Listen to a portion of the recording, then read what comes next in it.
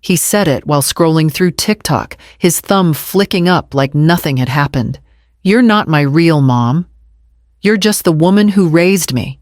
The words didn't land like a shout. They landed like a cold breath to the back of the neck, quiet, sharp, deliberate. I was pouring coffee just like I always did on Saturdays. The scent filled the kitchen. I'd even made breakfast, set the table. Two of Reed's friends were at the counter, laughing, half listening, but not surprised. One of them let out a low whistle and nudged Reed like he'd just won a round of some unspoken game. Dale didn't say a word. He looked up from his phone, half heard the comment, and gave that useless little smirk of his, what he always did when he didn't want to make a scene. "Kids," he muttered, shaking his head like Reed had tripped over a rug instead of slicing through my chest with a sentence. I set the coffee pot down slowly. My hand didn't shake.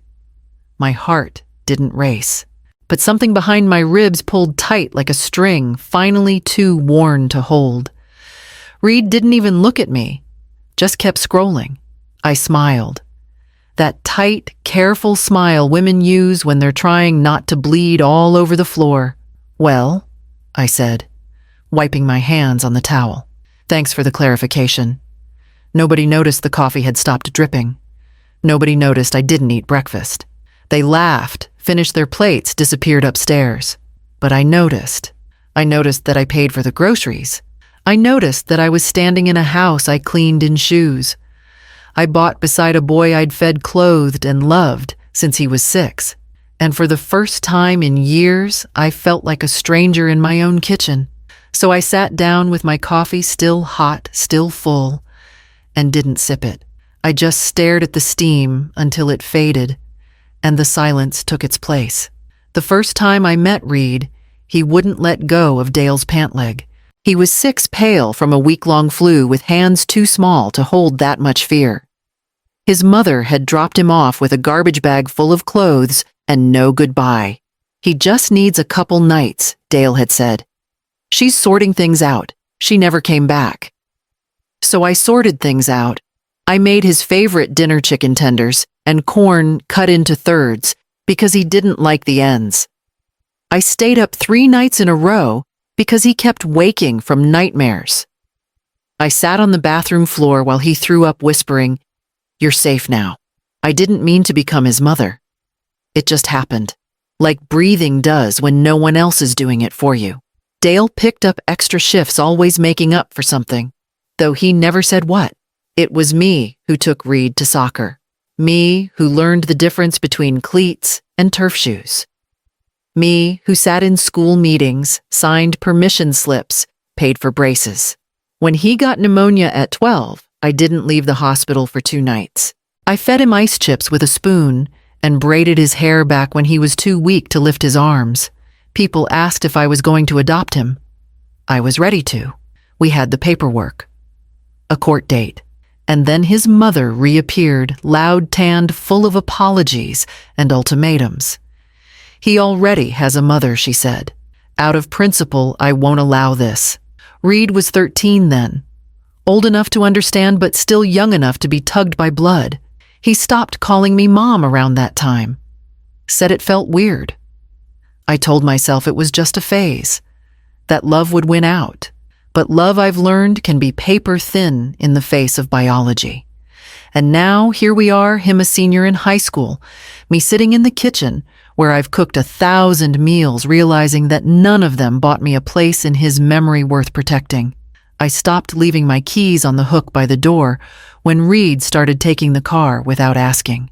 He always brought it back eventually, but it came with mud on the floor mats and fast food wrappers shoved under the seat. No apology, no explanation. Just a careless, "I needed it." When I reminded him to ask next time, he didn't look up from his phone. Dale said it was fine. That became the pattern. Everything funneled through Dale. Rules, requests, even dinner plans. If I asked Reed to take out the trash, he'd pretend not to hear. But if Dale asked, it got done. Maybe not with a smile, but at least with movement. The worst was walking into the living room one night and hearing him laugh into FaceTime. "No, I'm serious, Mom," he said. "You're my real mom. She's just, well, I don't know what she is. Housekeeper, babysitter." I didn't make a sound. I just stood there, holding a laundry basket full of his clothes, listening to the woman who once screamed at me, "You deal with him. I've got my own life now," soaking up the praise like she'd earned it. When I told Dale, he sighed. He's just being a teenager, testing limits. No, I wanted to say. He's not testing limits. He's erasing me. But Dale didn't want a confrontation. He never did. He went to work early, came home late, and left the in-between to me. I started noticing Jace wasn't visiting as much. My boy, my quiet, steady boy, had always dropped by on Sundays for coffee, laundry, a meal. Then it became every other Sunday. Then not at all. When I finally asked, he said, "It's the tension, Mom. I just don't like being there. It doesn't feel like your house anymore." And he was right. Somewhere along the way, this house had turned into a place where my name was only used when someone needed something and ignored when I asked for anything back. So I stopped asking and started paying attention instead. There was a time I thought sacrifice meant something. I gave up grad school when Reed was 9, even after I'd been accepted. It's not the right time, Dale had said. The boy needs routine. So I stayed. Postponed. Then canceled altogether. A year later, I delayed surgery for a torn ligament in my shoulder because Reed had strep, and I couldn't bear the thought of him going through it without me. I told myself my pain could wait. His couldn't. The year after that, I sold my wedding ring, my first one from Jace's father, to pay for Reed's 8th grade trip to DC. It wasn't worth much, but it covered the deposit and the jacket he wanted so badly. Dale never knew. Reed never thanked me. I told myself that wasn't the point. What mattered was that he had a chance at a life better than mine. And I thought I truly believed that love, consistency, and showing up would be enough. But love doesn't register when people are too busy measuring biology. I stayed in a marriage that no longer made me feel seen because Reed needed stability. I stayed because I didn't want to split his world in half. I stayed because I thought it was noble, but noble starts to rot when it goes unnoticed. That night, I was folding laundry outside Reed's room, his clothes again, when I heard him laughing through the crack in his door. "If she doesn't like it," he said, voice light, like the joke had been made 100 times, "she can leave. My mom said I can stay as long as I want." The friend on the other end laughed. So did Reed. I didn't cry. Not this time. I stood there holding a pair of his socks and something in me clicked shut. He had made it clear. I was optional, disposable, replaceable. So I put the socks down on the stair rail, walked into the kitchen, poured myself coffee, and pulled a notepad from the drawer. I wasn't leaving. I was reclaiming. It was 2:03 a.m. when I finally sat down at the kitchen table. The house was still. No music thumping from Reed's room, no Dale's keys jingling as he came through the door. Just me, the hum of the fridge, and the coffee I had made too strong on purpose. I opened the drawer beside the fridge and pulled out a yellow legal pad, the kind I used to write Reed's school schedules on when he was little. At the top, I wrote, "Things I pay for." Then I started listing. Mortgage, internet, utilities. Reed's phone. His gym membership, tuition account. My SUV, the one he drove more than I did. The pen moved faster than I expected. There were more things than I realized. More access than I ever intended to hand over without accountability. But love had blurred the lines. And now clarity was the only thing I could afford. Next morning, I started making calls. First, the phone provider. I removed his line. The woman on the line asked if I was sure. I said I was. Next, the gym. I told them he wouldn't need access anymore. They didn't ask questions. Then the university portal. I paused there. That one hurt. But only for a second. Tuition wasn't a promise, it was a gift.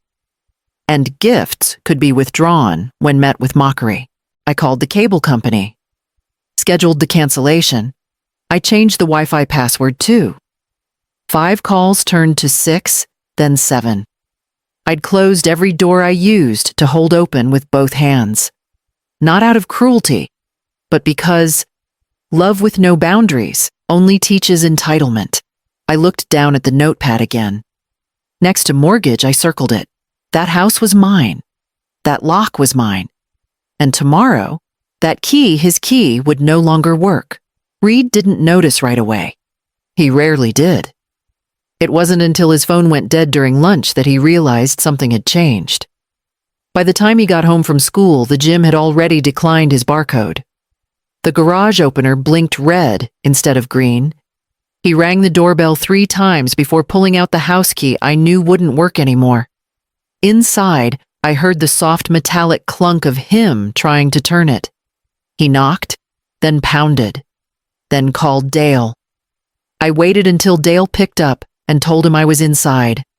Alive. Fine. Calm. I let them in through the front. Reed didn't say a word at first, just stared at me like I'd grown 2 heads. Then his voice cracked with practiced outrage. "What did you do to my phone?" I handed him a folded note I'd left on the counter. "You said I'm not your real parent, so I'll stop playing the part." He read it twice, then crumpled it like the paper was to blame. "This is insane," he said, turning to Dale. "Tell her she can't do this." "She can," I answered for him, and I just did. Dale's voice was low, but the anger was there. "Lainey, you're taking this too far. I'm taking back what never got respected." I turned and walked to the sink. "He doesn't want me as a parent. Dale, that works both ways." 10 minutes later, my phone rang. I saw the name flash across the screen, Reed's mother. I answered, waited 2 seconds, then let her scream. "You've always hated that he has a bond with me. You're emotionally cruel and spiteful." I pressed end without a word. Then I poured another cup of coffee, opened the kitchen window to let in the late autumn air, and grabbed the folder I'd prepared 2 days earlier. Inside were copies of the deed, the utility transfers, and the locksmith invoice. Because the next thing I was about to do didn't require approval. It required keys. I didn't wait for the shouting to stop before I spoke. "Call her," I said to Dale. "Tell her to come get him. Let his real mom do her part." Dale looked at me like I'd just broken a rule neither of us had written, but both had followed for years. "Lainey, don't do this. You're overreacting." Reed stood by the stairs, backpack slung over one shoulder, like he was going to school, not being asked to leave. But this wasn't a request. This was a response. I opened the hall closet and handed Dale a duffel bag, his. "Then you go live with her, too." His mouth opened, then closed. Nothing came out. Not a defense. Not a protest. Just that blank space where conviction should have lived. I didn't shout. I didn't cry. I didn't explain it 3 times the way I used to when I still hoped someone was listening. I pointed to the garage. "Reed's boxes are labeled. I packed them myself. Clothes, electronics, toiletries. He can be out by tonight." "You really want to do this?" Dale asked. "No," I said. "I need to." Dale finally called her. I could hear the irritation in his voice. Not anger at me, just exhaustion. Guilt disguised as confusion. She answered reluctantly. She didn't offer a thank you. Just a tight fine. "I'll make room." Reed didn't say anything when he walked past me carrying one of the boxes. I didn't move aside, didn't help. I just watched him, shoulders a little lower than usual, like maybe finally the weight of entitlement was starting to settle. The sun was setting by the time the last bag was gone. Dale stood in the entryway, hands in his pockets. "You sure this is what you want?" "No," I said quietly, "but it's what I've earned." And as the taillights disappeared down the street, I walked back inside, locked the door, and started cleaning the kitchen table for 2. Reed didn't look back when he left. Not once. He didn't say thank you. Not for the meals, the rides, the holidays. Not for the roof over his head. Not for the years. Just silence. And in a strange way that made it easier. 2 days later, Jace came home. He walked in without knocking, holding a bag of groceries and a grin I hadn't seen in months. "Brought your favorites," he said, setting everything down. "It's peaceful now. You seem taller." I let out a breath I hadn't realized I'd been holding. "I feel lighter." He stayed for dinner. No one raised their voice. No one rolled their eyes or huffed at being asked to help. We talked about workbooks, the news, normal things, mundane things, beautiful things. After he left, I walked into the master bedroom and sat on the edge of the bed. My bed. I pulled out a paint can from the closet, the same shade I'd picked out last spring, but never touched. I painted over the wall Reed had punched 2 years ago in a fit of teenage rage. I hadn't fixed it then. I think part of me thought I didn't deserve to. That maybe a hole in the wall was the price of being not the real mom. But not anymore. The next day, I bought new dishes. Nothing expensive, just something I liked. A soft gray with a speckled rim. Clean. Simple. Mine. I threw out the chipped plates, the ones Reed insisted were fine, but never washed properly. I set the table for one and sat down that night to eat. No arguing. No slammed doors. No waiting for someone to say what they didn't mean. Just me in the quiet with a meal I actually wanted, and the peace to enjoy it. And for the first time in years, I didn't feel like I had to defend my presence in my own home. 3 weeks of silence. No shouting, no footsteps overhead, no arguments over who left the garage door open. Just quiet mornings with coffee books that stayed where I left them, and dinners that didn't turn cold, waiting for someone who never said thank you. Then the phone rang. It was late, just after 10. I almost let it go to voicemail. But something in me said to answer. "Hi," Reed said. Not, "Hey, not, it's me." Just hi. His voice was smaller than I remembered. Tired. Rough around the edges in a way that had nothing to do with puberty. "I'm at my mom's," he said. After a pause. "Well, technically. On the couch. Her husband he doesn't really want me there." I didn't say anything. I just let the silence stretch. Let him sit in it the way I'd sat in mine for years. "She doesn't really do rules," he went on. "Or meals. Or anything really." Another pause. I didn't know it would be like this. I closed my eyes. That part at least was true. He cleared his throat. I was wondering, can I come back? I took a breath, held it, then let it out slowly. Only I said, if you walk in with the respect I deserved years ago. There was a long pause, then softer than I'd ever heard him. "Okay." It wasn't defiant. It wasn't muttered or laced with attitude. It was surrender. Not the kind that weakens, but the kind that clears space for something new. "I'll talk to your father," I said. "But the decision is mine." "I know." I hung up, not angry, not relieved. Just still. Then I stood, walked to the linen closet, and pulled out the spare sheets. Because if he came back, he wasn't walking into the same house. He was walking into mine. He didn't bring much back. Just a duffel bag, a backpack, and eyes that didn't scan the room like they used to, like everything inside belonged to him by default. I sat him down before he unpacked a single thing. "This isn't a clean slate," I said. "This is a contract. A choice." He didn't argue, just nodded. "You don't have to call me Mom," I continued. "That title means something I'm not interested in forcing, but you will respect my house, my rules, and my role in this family." He looked up at me. "I understand." And this time I believed him. It wasn't dramatic.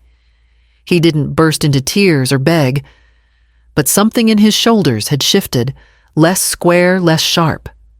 Just a boy finally realizing he'd mistaken love for convenience. The first night he ate quietly, cleared his plate without being asked, said thanks for dinner as he stood. I didn't reply, not because I was punishing him, but because the words still felt too raw, too new. The next week I came home to find the groceries already unloaded. He'd taken the list from the fridge and walked to the store himself, left the receipt on the counter. Nothing said, just done. Another evening, he asked if I thought he should apply to the local community college instead of deferring. And when I offered a few thoughts, he didn't cut me off. He listened, really listened. I didn't melt. I didn't run to hug him. I didn't tell him how much those small gestures meant, but I did stop flinching when I heard his footsteps upstairs. Forgiveness isn't a lightning bolt. It's a choice you make every day you decide not to keep score. And love, real love, the kind that doesn't beg to be recognized, starts with choosing yourself. I still don't know if he'll ever call me mom again, but every time he sets the table without being asked or looks me in the eye when he speaks, I see it. Not the word, but the respect.